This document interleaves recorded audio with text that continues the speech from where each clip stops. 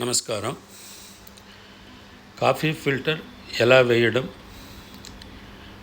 ఎలా వేస్తే filter coffee మనకు రుచిగా వస్తుంది, ఆ అరోమా ఎలా ఉంటుంది అనేది ఈ వీడియోలో చూద్దాం.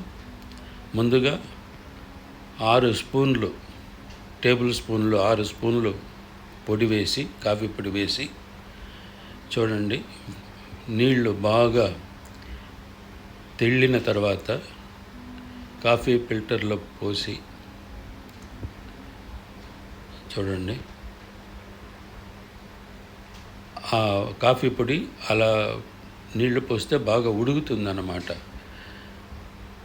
వేసిన తర్వాత కాఫీ ఫిల్టర్ లిడ్ మూసేసి చూడండి, ఇలా దిగుతుందన్నమాట. ఎంత థిక్గా దిగుతుందో చూడండి.